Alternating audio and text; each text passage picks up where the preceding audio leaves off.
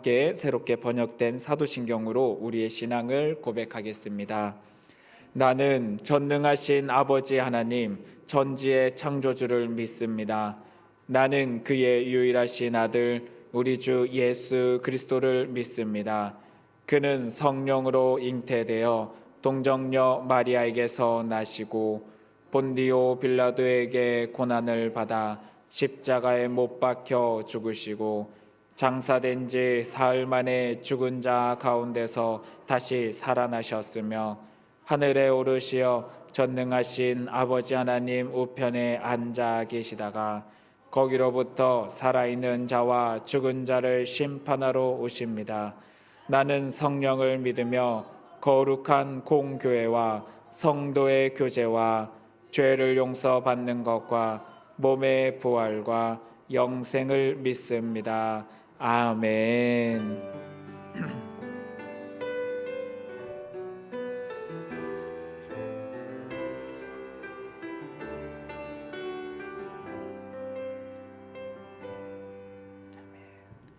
우리 찬송가 405장을 함께 찬양하겠습니다. 찬송가 405장입니다.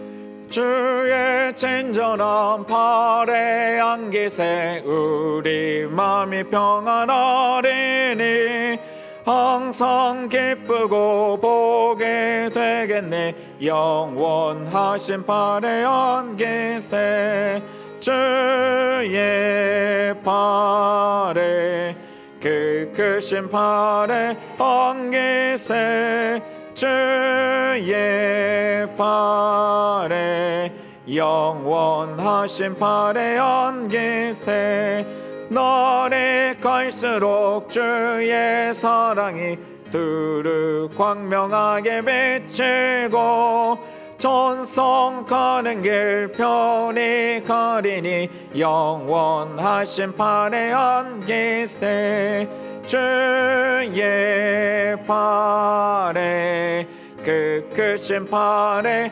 안기세 주의 팔에 영원하신 팔에 안기세 나아갈 때에 기뻐 찬미소리 외치고 겁과 두려움 없어지리니 영원하신 팔에 안기세 주의 팔에 그 크신 팔에 안기세 주의 팔에 영원하신 팔에 안기세. 다 함께 기도하겠습니다. 사랑과 은혜가 풍성하신 주님, 오늘도 귀한 날 허락하여 주셔서 주님 전에 나와 예배 가운데 말씀 들을 수 있는 은혜 허락하심을 감사드립니다.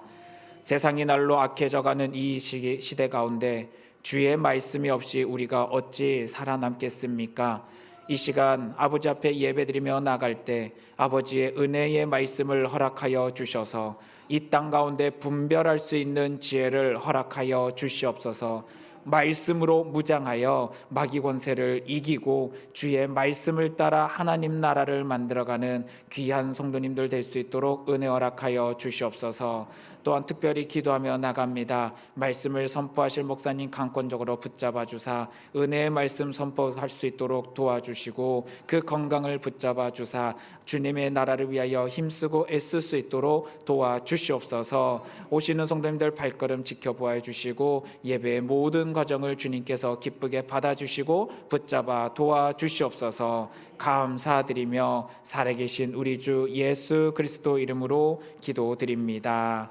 아멘.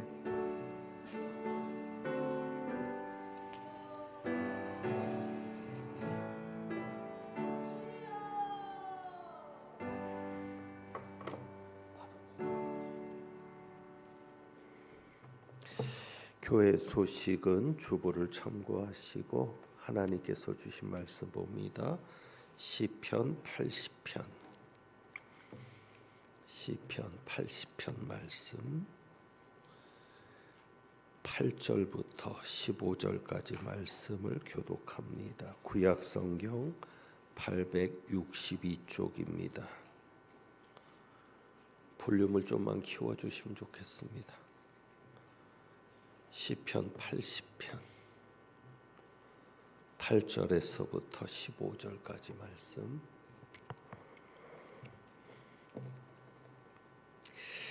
찾으셨으면 교독합니다.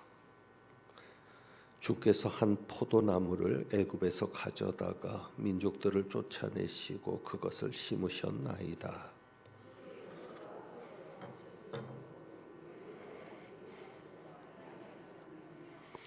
그 그늘이 산들을 가리고 그 가지는 하나님의 백향목 같으며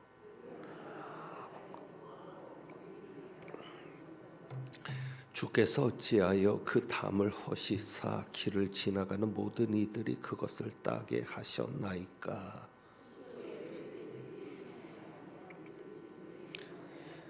만군의 하나님이여 구하옵나니 돌아오소서. 하늘에서 굽어보시고 이 포도나무를 돌보소서.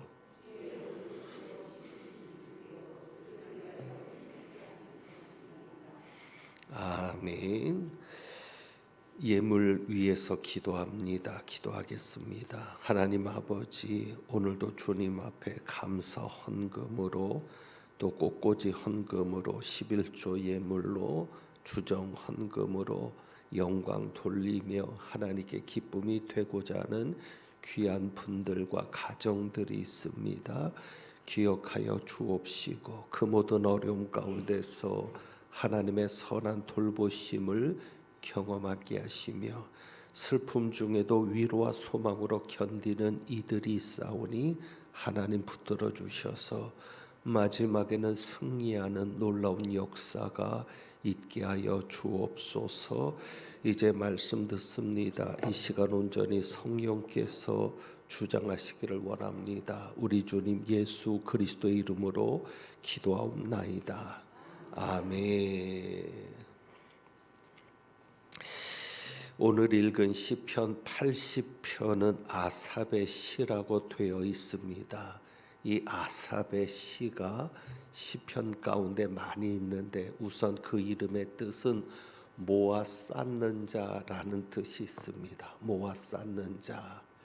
그런데 이 아삽은 우리가 찬양대라고 하는데 옛날에는 성가대라는 이름을 사용했었습니다. 그런데 총회에서 성가라는 이름이 다른 종교에서도 사용이 되는 명칭입니다. 그러니까 성가가 기독교 음악만 성가가 아니라 다른 종교에서도 성가대를 조직해서 성가대라고 부르니까 찬양대라고 하자. 그래서 총회에서 공식적인 명칭을 찬양대로 그렇게 바꾸어서 지금까지 저희 교회도 할렐루야 찬양대, 시온 찬양대 이렇게 이름을 붙이고 있죠.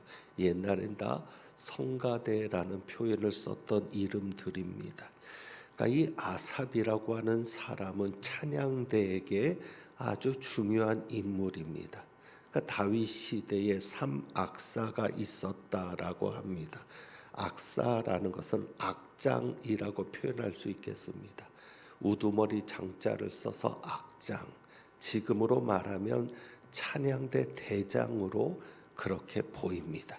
그러니까 3명의 찬양대 대장이 있었다고 하는데 그 중에 한 사람이 아삽입니다.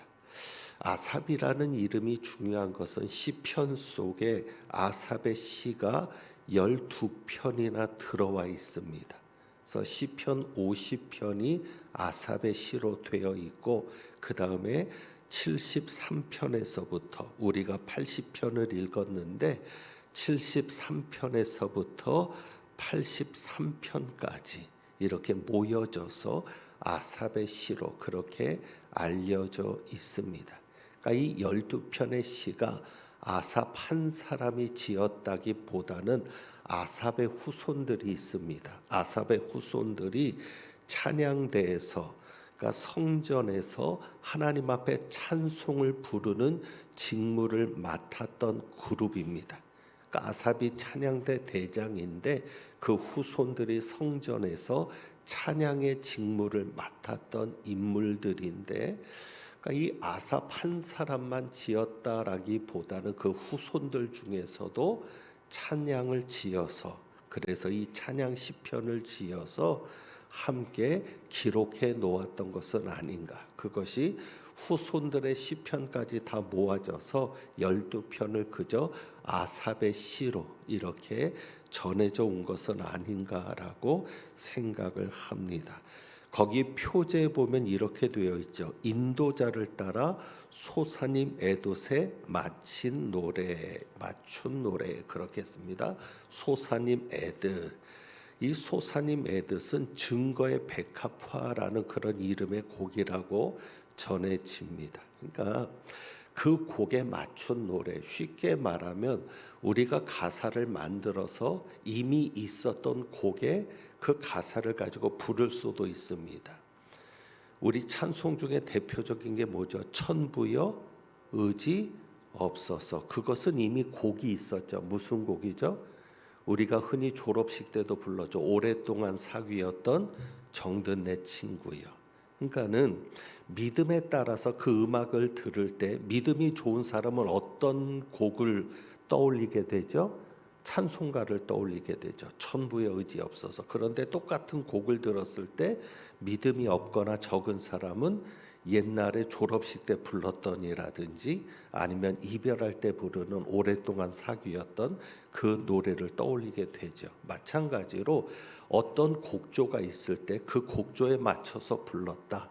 그러니까 가사는 아삽이 썼지만 이미 곡조는 다른 사람이 썼던 노래가 있어서 그 노래에 맞춘 노래다. 이렇게 우리가 이해할 수 있습니다.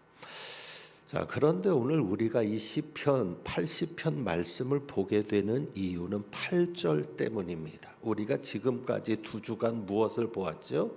노아와 포도나무를 보았거든요. 그래서 이 포도나무가 왜 그렇게 이스라엘에게 있어서는 중요한가?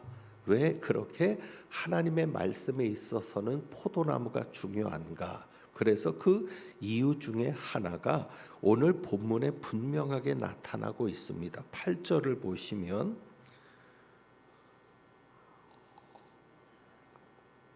8절에 이렇게 기록하고 있죠. 주께서 한 포도나무를 애굽에서 가져다가 민족들을 쫓아내시고 그것을 심으셨나이다.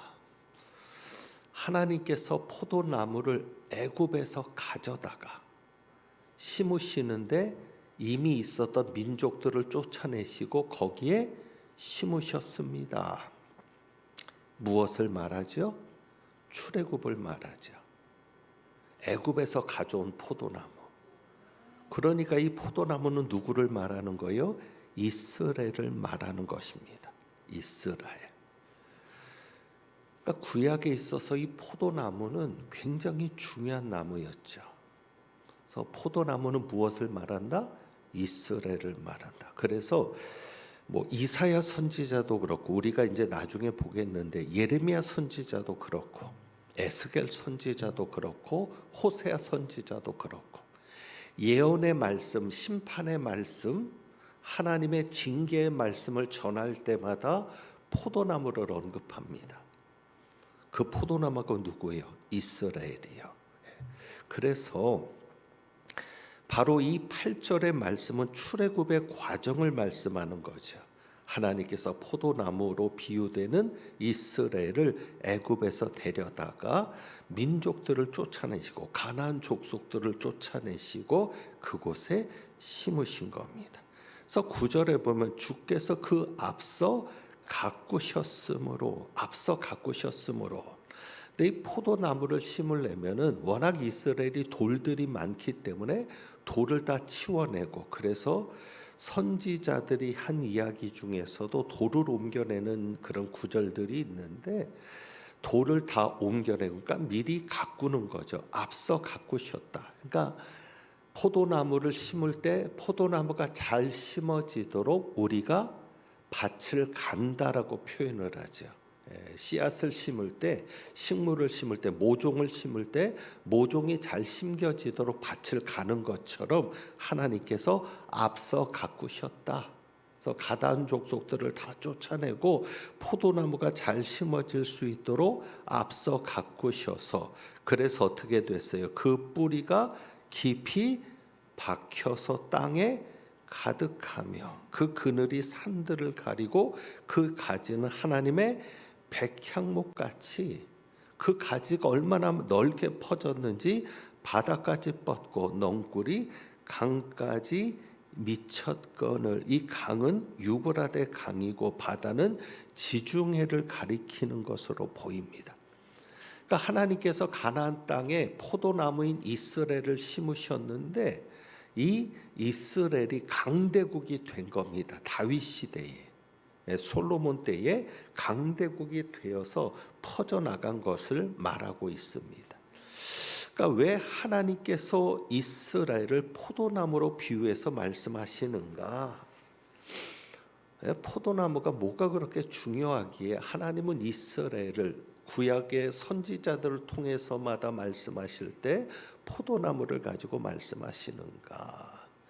그러니까 우선 이 포도나무는 이스라엘의 환경에서 가장 적합한 나무입니다. 우리가 아는 대로 포도주를 통해서 음료 문제도 해결되고 약 문제도 해결되고, 하여간 여러 가지로 아주 유용한 작물이 포도인데, 이스라엘 환경이 그렇죠. 덥고 건조한 기후에서, 그러니까 팔레스타인이라고 하는 그 산지적인 환경, 팔레스타인이 산지도 많았는데 그런 산지 환경, 덥고 건조한 환경에서 가장 잘 자라는 나무가 무엇이었다? 포도나무였다. 그래서 포도나무가 가장 많이 재배되는 나무였습니다. 그러니까 이스라엘 백성들에게 가장 친근한 흔한 나무는 무엇입니까? 포도나무. 그러니까 웬만하면 이스라엘 백성들은 포도나무에 대해서 너무 잘 아니까 하나님께서 포도나무를 가지고 말씀하면 누구라도 공감이 되는 거죠. 이해가 되는 거죠. 그러니까 낯선 나무, 모르는 나무를 가지고 열매를 이야기하고 찍어서 던지는 것을 얘기하면 공감이 안 되는데, 포도나무에 대해서 너무 잘 아니까 하나님께서 포도나무를 가지고 이스라엘의 심판을 말씀하실 때는 이해가 되는 겁니다. 그래서 이스라엘 백성들이 가장 친근하고 가장 잘 아는 나무가 포도나무였는데, 포도나무를 하나님께서 언급하시는 이유는 이스라엘이 가장 잘 알고 있기 때문이기도 하지만, 중요한 것은 뭐죠? 포도나무는 무엇을 원하는 나무였다? 여러분, 씨앗입니까? 꽃입니까? 줄기입니까? 열매입니까? 이러고도 답을 모르면 병원에 가서 검사 한번 받아보셔야 돼요. 포도나무만큼은 무엇을 위한? 열매를 위한 나무인 거죠. 하나님께서 이스라엘을 포도로 얘기하시는 것은, 포도는 무엇을? 열매를 위한 나무니까 하나님께서는 이스라엘에게 무엇을 기대하시는 거예요? 열매를 기대하시는 거예요. 이스라엘이 하나님이 기뻐하시는 열매를 맺는 나라가 되기를 원하셔서, 그래서 하나님이 이스라엘을 포도나무로 비유하시는 겁니다. 왜? 이스라엘 백성들 중 누구도 열매 때문에 포도나무를 심지 그 이유의 목적은 없거든요. 그러니까 결국 포도나무가 열매 맺지 못하면 어떻게 돼요? 아무런 쓸모가 없는 거죠. 그래서 구약의 선지자들도 그것을 얘기하는 겁니다. 우선 예레미야 2장을 좀 볼까요? 예레미야 2장. 여러분이 수요 예배 나오실 때는 각오하고 나오셔야 돼요. 아, 성경을 좀 찾겠구나. 만약에 성경 찾는 게 불편하시면 그냥 집에서 실시간으로도 방송이 되니까 그렇게 그냥 편안하게 들으시면 되고요. 자, 예레미야 2장 21절. 그러니까 하나님께서는 포도나무를 심으시는 목적이 오직 무엇 때문이다? 열매 때문이다. 그래서 21절에 보면 이렇게 되죠. 내가 너를 순전한 참 종자 곧 귀한 포도나무로 심었거늘 내게 대하여 이방 포도나무의 악한 가지가 됨은 어찌미냐. 그러니까 하나님께서는 이스라엘을 포도나무로 심을 때 어떻게 순전한 참 종자, 아주 순전한 참 종자로 심었고 곧 무슨 포도나무로? 귀한 포도나무로 심었는데 어떻게 너희가 이방의 포도나무의 악한 가지가 되느냐. 그러니까 악한 열매를 맺고 있다는 거죠. 좋은 열매를 기대하고 선한 열매를 기대하고 심었는데 어떻게 너희가 악한 열매를 거두느냐. 자, 그 다음에 에스겔입니다. 15장 2절. 그래서 아까 여러분에게 포도나무에서 우리가 기대하는 것은 무엇밖에 없다는 거 얘기했죠. 열매. 그래서 에스겔 15장에 이것을 말씀하는 거죠. 15장 2절.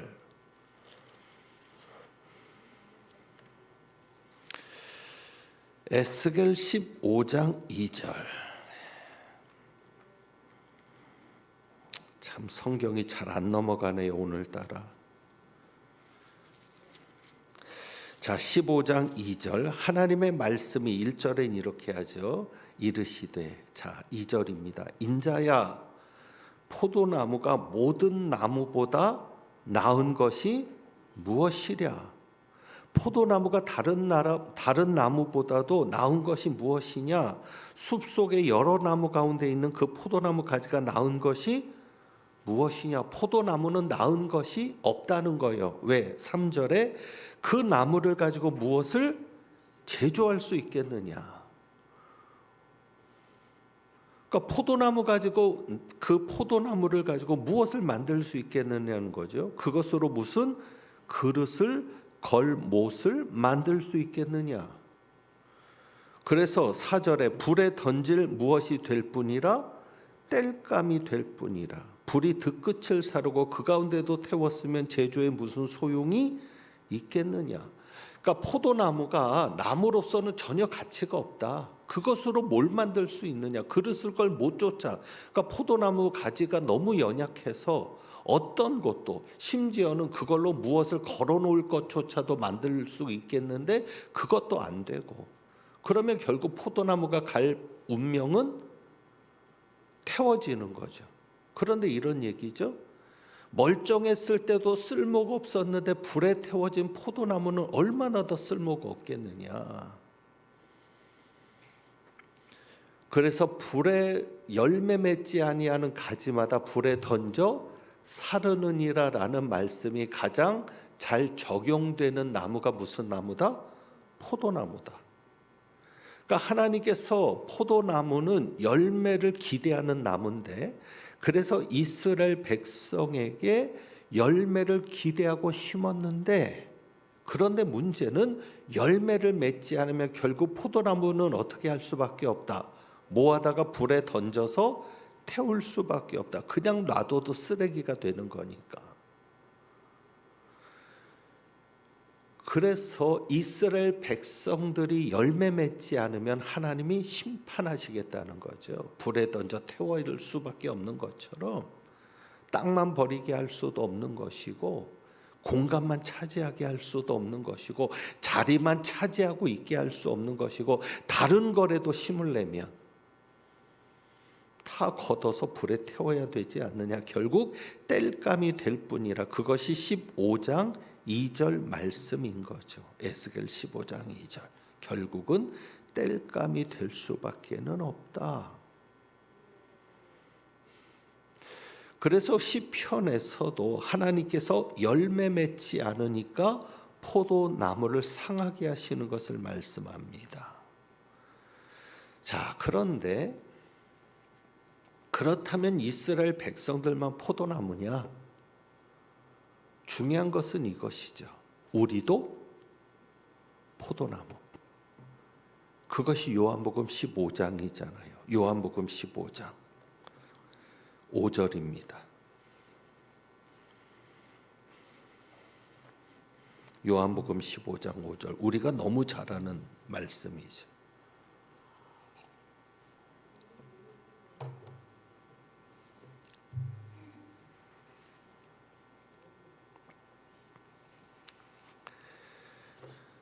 (15장 5절) 자, 나는 포도나무여 너희는 가지라. 우리도 포도나무 같죠. 그런데 여기서 예수님은 포도나무는 누구고 예수님이고 우리는 가지죠. 그러니까 이제 여러분이 왜 예수님께서 자신을 포도나무라고 말씀하시고 우리를 가지라고 말씀하시는가? 이제는 그 의도가 구약을 통해서 명확해지죠. 그럼 예수님도 우리에게 무엇을 기대하신다? 열매를 기대하신다. 그런데 우리에게 있어서 중요한 것은 이겁니다. 예수님이 포도나무고 우리는 가지인데, 가지는 나무에서 열립니까? 가지 끝에서 열립니까? 열매는 가지 끝에서. 그러니까 열매를 맺는 건 예수님이 아니라 우리예요. 그러면 포도나무 가지가 열매를 맺어야 되는데 맺지 못한다.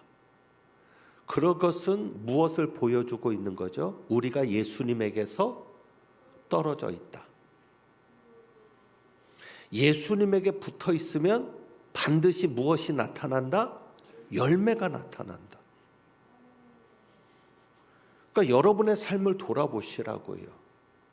과연 내게 열매가 있느냐? 아무리 교회 오래 다니면 뭐예요? 아무리 예배 열심히 드리면 뭐예요? 어떤 분에게는 예배 드리는 것이 예수님에게 붙어 있는 것일 수 있고, 그저 바리새인이나 사두개인들처럼 그저 종교적인 의식에 참여하는 것일 수 있고, 중요한 것은 무엇이다? 내가 예수님에게 붙어 있느냐? 그러니까 예수님에게 붙어 있으면 절로 과실을 맺나니. 그것이 몇 절이에요? 9절 10절이잖아요.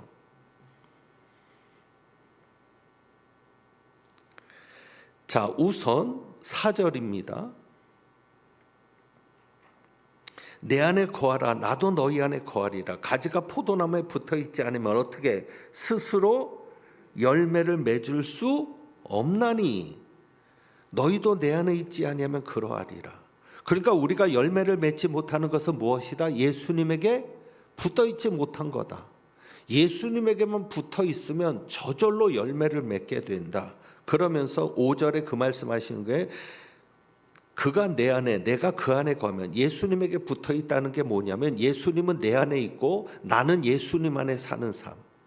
그러면 사람이 열매를 많이 맺는다. 결국은 뭐예요? 나를 떠나서는 어떻게 너희가 아무것도 할 수 없다. 그래서 열매가 없다면 왜 내가 교회를 다녔는데도 변화가 없는가? 왜 내가 교회를 다니면서 욕을 먹는가? 집사가 왜 저래? 권사가 왜 저래? 장로가 왜 저래? 목사가 왜 저래?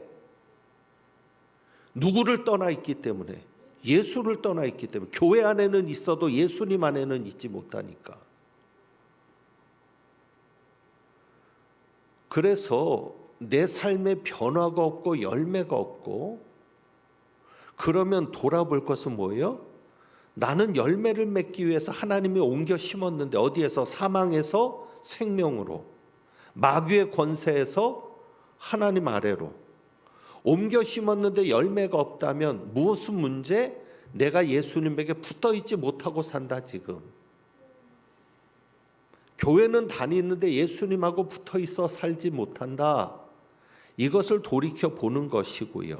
자, 그래서 그러면 이제 9절과 10절이죠. 아버지께서 나를 사랑하실 것 같이 나도 너희를 사랑하였으니. 예수님 안에 사는 것은 뭐예요? 예수님의 사랑 안에 사는 거예요. 그리고 10절입니다. 내가 아버지의 계명을 지켜 그의 사랑 안에 거하는 것 같이 너희도 내 계명을 지키면 어떻게 하리라? 내 사랑 안에 거하리라. 결국 예수님에게 붙어있는 삶은 뭐예요? 예수님의 말씀대로 사는 삶. 그런데 여러분, 여기에서 중요한 게 뭐냐면 우리는 말씀대로 산다 그러니까 행위적인 것만 생각해요.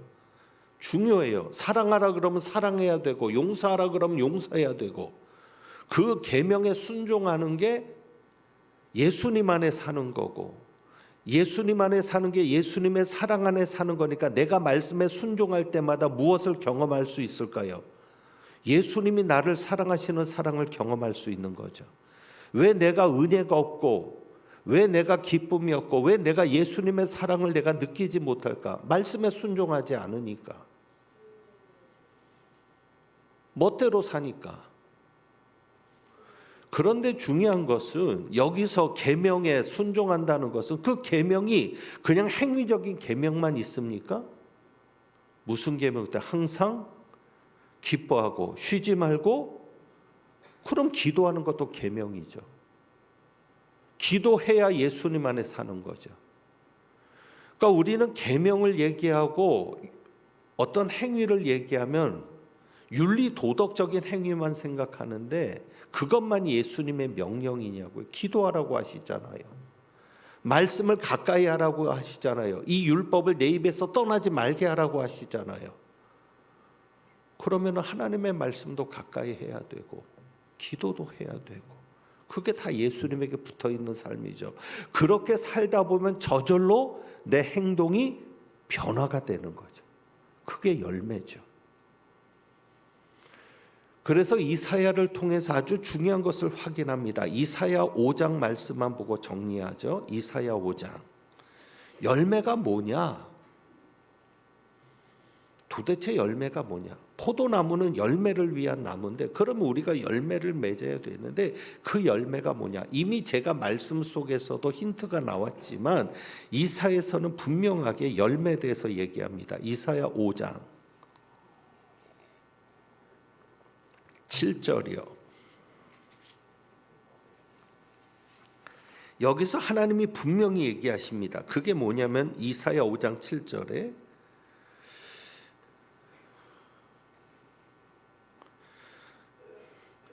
무릇 만군의 여호와의 포도원은 무엇이요?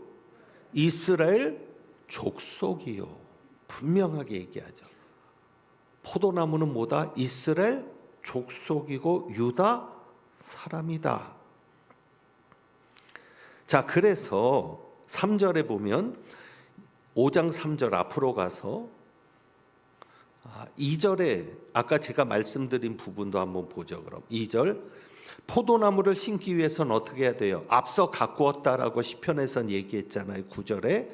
그런데 이렇게 말씀하죠. 땅을 파서 돌을 제하고 무엇을 심었도다? 극상품 포도를 심었도다. 예레미야도 말하죠. 순전한 참종자 곧 무엇을? 귀한 포도나무로 심었다는 거예요.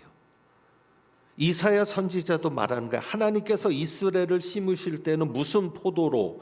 극상품 포도나무를 심은 거예요.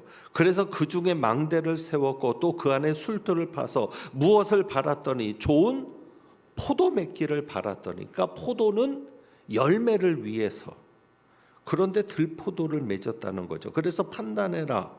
자, 4절입니다. 내가 내 포도원을 위하여 행한 것 외에 무엇을 더할 것이 있으랴? 내가 좋은 포도 맺기를 기다렸는데 무엇을? 들포도를 맺었다. 그러니까 어떻게 하시겠다는 거예요? 이제 내가 내 포도원에 대하여 어떻게 행할지를 내가 이룰 거다.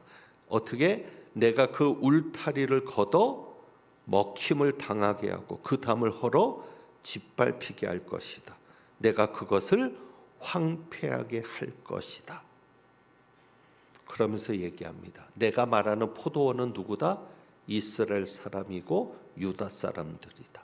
이스라엘 족속이고 유다 사람들이다. 그래서 내가 포도 맺기를 원했다는 거죠.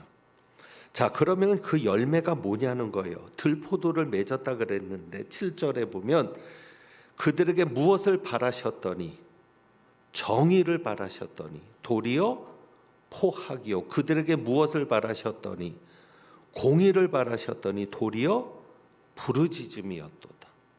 그러니까 하나님께서 포도나무를 심으실 때 열매를 기대하고 심으세요. 그 열매가 무엇이에요? 정의, 그 다음에 공의. 이스라엘 백성에게 바란다 그러잖아요. 그것을 바래서 심은 거예요. 그거 얻으려고. 정의와 공의. 근데 우리나라 말 번역으로는 이 맛이 안 살거든요.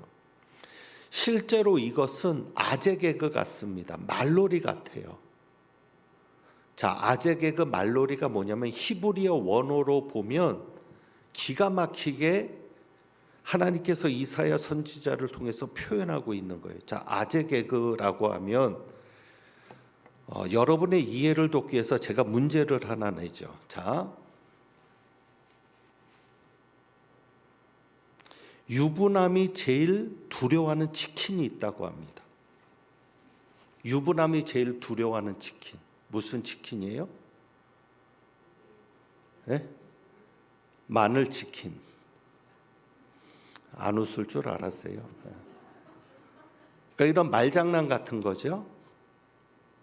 그러니까 대표적으로 말장난 우리나라 말로도 이런 표현들을 합니다. 어떤 표현을 하냐면 바나나를 먹으면 내게 바나나? 이제 이해가 되세요? 예. 그러니까 말장난이죠. 바나나를 먹으면 내게 바나나? 또 이런 말도 해요. 사우나에서 왜 사우나? 그러니까 비슷한 말로 말장난을 하는 거죠. 지금 하나님께서 이사야 선지자를 통해서 그렇게 하시는 거예요. 이 정의라고 하는 말은 히브리어로는 미슈파트입니다. 그러니까 미스파트라고 할 수도 있고 좀 강조해서 하면 미슈파트. 히브리 단어인데 그러면 거기에 정의를 바라셨더니 도리어 무엇을 포악이요. 우리나라 말로는 완전히 다른데 히브리어 단어로는 하나님께서 미슈파트를 바랬는데 오히려 그들은 미슈파흐를 주었다. 미슈파트를 바랬는데 미슈파흐. 그게 포악이라고 번역을 했지만 실제로 이런 의미죠. 사륙, 폭력, 피 흘림, 억압. 그러니까 말장난 같은 거죠. 글자 하나를 바꾸면서 하나님께서는 정의를 바라셨는데 그들은 오히려 미슈파흐, 미슈파트, 정의를 바랬는데 미슈파흐, 포악을 하나님 앞에 돌려드리는 거죠. 살인, 폭력, 피 흘림, 억압 이런 것들. 그러니까 말장난 같아요. 공의는 체닥합니다. 체닥하를 바라셨는데 도리어 무엇이었도다? 부르짖음. 이것은 체악하. 체닥하를 바랬는데 체악하를 주었다. 부르짖음. 이 부르짖음 누구의 부르짖음이에요? 약자들의 부르짖음. 공정하게 재판하고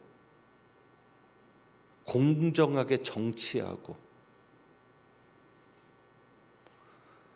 백성들을 공정하게 약자가 핍박당하고 약자가 손해보는 일 없이 고아와 과부를 돌보면서 그렇게 하기를 바랬는데 오히려 약자들이 부르짖는 상황을 만들었다. 그러니까 히브리어 성경으로 보면 이런 말장난이 드러나면서 이스라엘 백성들에게는 아까 들었던 것처럼 우리는 그냥 개그로 제가 얘기를 했지만 바나나를 먹으면 내게 바나나? 글자 하나가 달라지지만 그러니까 결국 이거죠. 하나님이 원하시는 열매는 뭐예요? 하나님이 바라시는 대로 살아주는 게 하나님이 원하시는 열매입니다. 하나님이 저를 광릉내교회 목사로 세우실 때는 바라는 게 있었을 거 아니에요. 그게 열매인 거예요. 그 바라는 대로 제가 목회를 해야 열매를 맺는 거고 마찬가지죠. 하나님이 여러분을 한 가정의 남편으로 세우실 때는 그 가정에서 원하시는 게 있었을 거 아니에요. 그러니까 그 여자를 만나게 한 거고 그 남자를 만나게 한 거고 그 자식들을 여러분에게 주신 거고 그럼 내가 그 하나님이 원하시는 대로 살아드리면 열매를 맺는 거지만 살짝 하나가 어긋나는 것도 열매 맺지 못하는 거예요. 그러니까 결국 중요한 것은 뭐냐? 열매는 말씀대로 사는 삶인 거죠. 누구의 말씀? 하나님의 말씀. 하나님의 원하시는 말씀. 그러니까 이제 정리하면 이스라엘 백성들은 포도나무를 볼 때마다 무엇을 생각했을까요? 내가 하나님 앞에 열매 맺고 있나? 단순히 포도주를 마시고 취하고 즐기는 게 아니라, 그래, 포도나무가 이스라엘인데, 내가 포도나무인데, 하나님이 나를 열매를 원해서 심으셨는데, 하나님이 원하는 열매를 맺지 않으면 찍어 불에 던지셔서 이스라엘도 바벨론이라든지 아수르라든지 다른 나라로 인해 어려움을 겪은 것처럼, 내가 하나님의 열매를 맺지 못하는 삶이 되면, 하나님이 시편에서도 그러잖아요. 그 열매를 다른 사람이 따먹겠다고. 내 삶이 망가지는 것인데, 과연 나는 하나님이 원하시는 열매를 맺고 있는가? 그러니까 포도나무가 기쁨을 주잖아요. 사람들을 기분 좋게 하잖아요. 나는 하나님이 심으신 나무로서 하나님을 기분 좋게 하고 있는가? 하나님이 나를 보실 때마다 웃음 지을 수 있는가? 여러분이 자식을 볼 때마다 웃음 짓는 것처럼, 그냥 자식 보면 저절로 미소 지어지잖아요. 아니, 바꾸겠습니다. 손주들 보면, 자식 보면은 인상 쓰는데 손주 보면은 다 웃더라고요. 하나님도 여러분을 보면 그냥 저절로, 과연 나는 그런 삶인가? 그것을 이스라엘은 포도나무를 심을 때마다, 열매를 거둘 때마다 그것을 확인했겠죠. 마찬가지로 우리도 하나님이 심으신 포도나무인데, 과연 우리는 하나님이 기뻐하시는 열매가 있는 삶을 사는가? 내가 만족한 삶이 아니라, 내가 기쁜 삶이 아니라 하나님이 기뻐하시는 삶. 그것은 행위인 거죠. 겉으로 드러나는 행위. 내가 믿음이 있다면 믿음의 행위로 표현돼야 되는 거죠. 그게 열매죠. 그것을 위해서 내 속에 말씀이 있는가? 왜? 말씀대로 살아야 되니까. 하나님이 원하시는 대로 살아야 되니까. 내 속에 말씀이 있는가? 그것도 한번 돌아보실 수 있는 여러분들이 되시기를 주님의 이름으로 부탁합니다. 기도하겠습니다.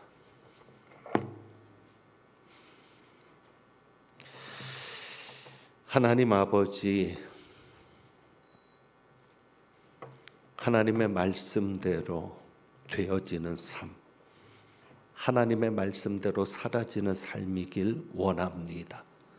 하나님의 말씀을 우리 속에 두셔서 우리가 어떻게 사는 것이 하나님의 뜻대로 사는 것인지 늘 분별하며 깨달으며, 그렇게 하나님 앞에 서게 하시고 열매 맺는 포도나무가 되어 하나님께 기쁨이 되는 저희들 되게 하옵소서. 우리 주님 예수 그리스도의 이름으로 기도합니다. 아멘. 이제 주신 말씀 생각하면서 찬송가 311장 찬송합니다.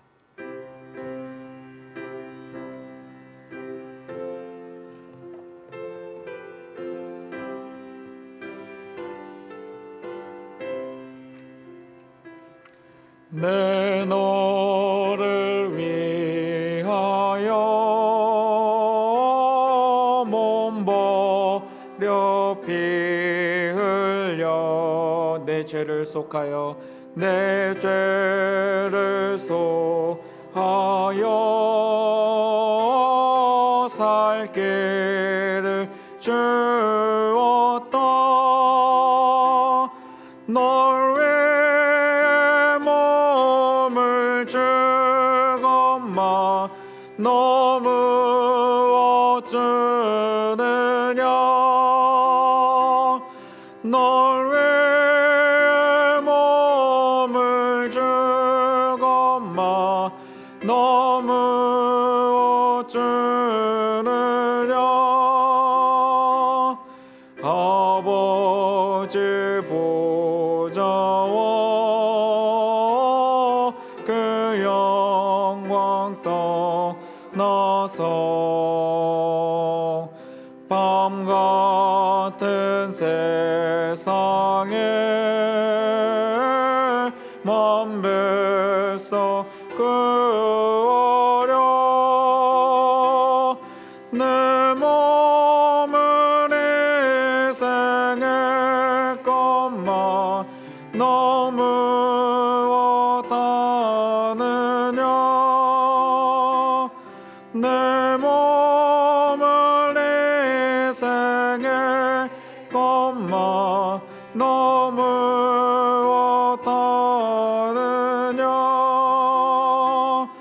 죄 중에 빠져서 허영 죽을 인생을 구하여 주려고 나 피를 흘렸다. 내 죄를 내서 했건만 너무 못하느냐. 내 죄를 내서 했건만 너무 못하느냐. 한없는 용서와 참 사랑 가지고 세상에 내려와 값없이 주었다. 이것이 귀중한 것만 너무 어쩌느냐.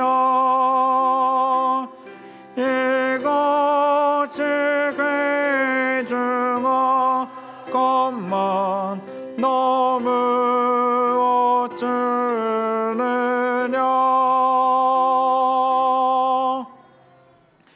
오늘 말씀을 생각하며 함께 기도하기를 원합니다. 먼저는 우리가 하나님께서 원하시는 열매를 맺으려면 하나님께서 우리를 향하여 품고 계신 하나님의 뜻이 무엇인지 알아야 될 것입니다.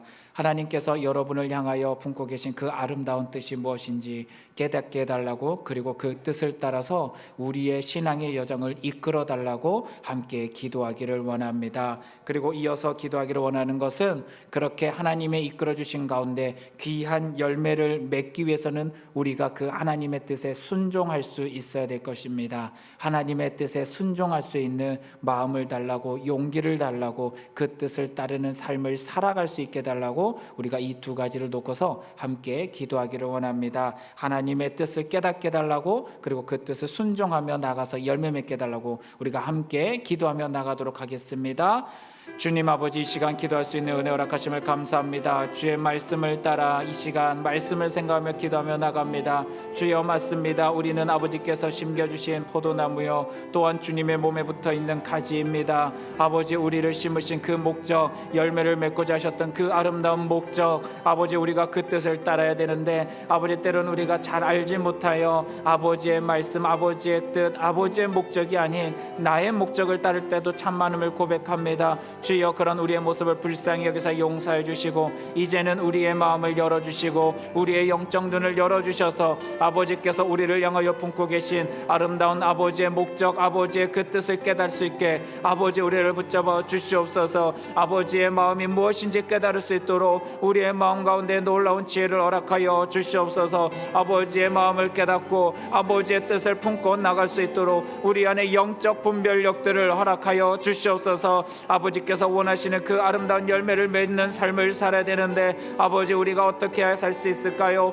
주여, 주여, 우리를 붙잡아 주사 이끌어 주시고 아버지의 뜻을 따라서 이끌어 주시옵소서. 또한 기도하며 나갑니다. 아버지께서 허락하실 그 아름다운 열매를 맺으려면 맞습니다. 아버지의 말씀에 순종해야 됩니다. 내 뜻이 아니라, 내 기준이 아니라, 내 생각이 아니라, 내 욕망이 아니라 아버지의 말씀에 따라서, 아버지의 말씀의 기준을 따라서, 아버지의 그 계획을 따라서 순종하며 나가야 될 것입니다. 주여, 때로는 나의 고집이 아버지의 뜻보다 더 클 때가 많음을 고백합니다. 주여, 미련하고 아둔한 우리를 용서하여 주사 우리의 고집을 꺾어 주시옵소서. 우리의 마음의 고집들을 꺾어 주시옵소서. 우리의 고집을 꺾고 주님의 말씀에 순종하며 나갈 때 그것이 참되며 귀한 열매를 맺는 삶이란 것을 우리가 깨달을 수 있도록 은혜 허락하여 주시옵소서. 내 욕심과 내 고집을 꺾고 주의 말씀에 순종할 때 놀라운 아버지의 열매 맺는 역사가 나타날 나타날 때 그것으로 인하여 우리도 기뻐하며 감사하며 영광 돌릴 수 있도록 도와주시옵소서. 아버지, 열매 맺지 못하는 삶을 살지 않도록 주여 우리의 마음을 붙잡아 주시고, 아버지께서 귀한, 아버지 정말로 귀한 열매를 맺기를 원하셨으나 아버지 정말로 귀하지 못한, 아버지 너무나도 형편없는 열매 맺는 삶, 아버지 세상이 원하는 아버지 열매 맺는 삶을 살았던 나의 모습을 용서하여 주시고, 이제는 아버지께서 원하시는 아버지 아름다운 열매 맺는 귀한 삶을 살아가는 아버지 사랑하는 주님의 자녀들, 아버지 주님의 아버지 귀한 열매 맺는 가지 될 수 있도록 주여 붙잡아 주시옵소서. 철저히 주님께 붙어서 아름다운 열매 맺는 귀한 나무가 될 수 있도록 주여 사랑하는 우리 성도님들을 붙잡아 주시고 함께하여 주시옵소서. 아버지, 오늘 말씀을 따라서 우리의 삶 속에 귀한 열매 맺는 삶을 살 수 있도록 사랑하는 우리 성도님들을 강권적으로 붙잡아 주사 함께 하시고 이끌어 주시옵소서. 이제는 주님께서 가르쳐 주신 기도로 예배를 마치겠습니다. 하늘에 계신 우리 아버지여, 이름이 거룩히 여김을 받으시오며 나라 임하옵시며 뜻이 하늘에서 이룬 것 같이 땅에서도 이루어지이다. 오늘날 우리에게 일용할 양식을 주시옵고, 우리가 우리에게 죄 지은 자를 사하여 준 것 같이 우리의 죄를 사하여 주옵시고, 우리를 시험에 들게 하지 마옵시고 다만 악에서 구하옵소서. 대개 나라와 권세와 영광이 아버지께 영원히 있사옵나이다. 아멘.